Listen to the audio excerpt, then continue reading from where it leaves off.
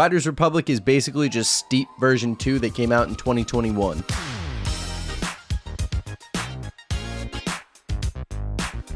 For those of you who don't know what Riders Republic is, it is a sports video game developed and published by Ubisoft. The whole motive of the game is to be a multi-sport athlete when it comes to bike riding, skiing, snowboarding, and being JJ the jet plane with a wingsuit/jet suit. The game was released October 28, 2021 after countless delays, coming out in 2021, February 21st, September 2nd, and to me, the game just feels a little lackluster. Let's start off with the first thing you do in any one of these sports games, which is creating your character. The customization is pretty basic, which I don't expect it to be out of this world or anything, but at least I could look like the goddamn Hulk. I mean, seriously, take a look at this. What is that? What the fuck is that?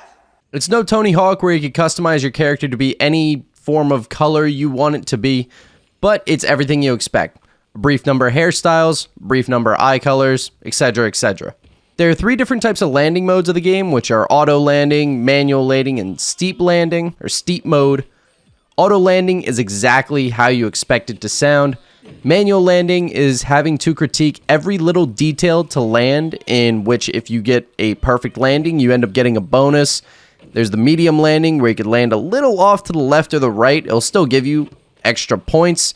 And then there's straight up falling on your face.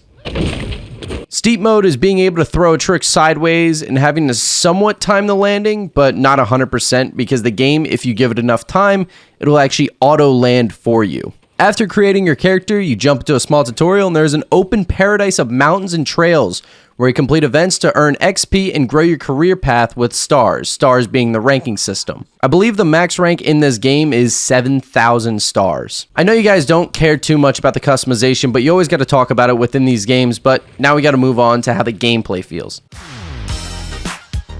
The gameplay feels smooth like butter in a frying pan, fresh like cocoa butter on some rough skin, or as smooth as a baby's bottom. The career path shows you how many events you've completed, and there are also different sponsors that can hire you to complete daily contracts to keep you coming back for more. You can go to these different sponsors and actually select which sponsor you want to do. So if you don't want to be working with Burton and you want to be working with someone else, you can do that. You could just go through and select, but that's all based on how many stars you have unlocked. There are 6 different types of events, and based off updates/reports, they are continuing to advance further and further by making new events. There are special events to ride on wooden skis, 1-foot snowboards, and even be on a freaking ice cream bike. As of when I'm recording this, they have bike racing, bike tricking, snow racing, snow tricks, and air events. There are 3 stars per event that have different values depending on if you end up completing those challenges given to you. Those are completely optional. The higher the value of the stars, the more difficult the challenge at hand will be.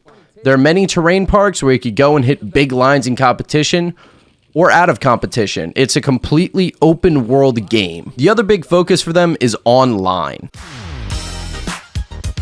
Online multiplayer is absolutely crazy, having 64 players being able to compete against each other in mass downhill races.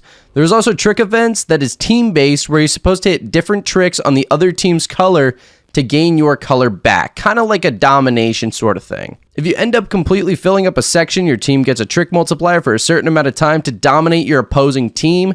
I believe it's a multiplier of 3 or more, depending how long, and you could completely refill up those areas to dominate your opponent further and further. It's based off points. And the best way to maximize your points is playing on the manual mode, because it's going to give you that multiplier if you get that perfect landing. Also, if you're bouncing between lines and you keep one continuous line going. There's a shop to buy certain items to show off to your friends or other online players, and they're updating the store regularly and adding new items by season. Kind of like a battle pass, like any other multiplayer game like Fortnite, Apex, anything of that nature. There's an online track creator, which I haven't really looked too much into, but the maps seem to be very point A to point B, and it honestly just seems to be a mess. All in all, when the game first released, I ended up playing it for about 2 weeks and then lost interest because I completed almost all the events and ended up doing the same tracks over and over again. It just felt very repetitive.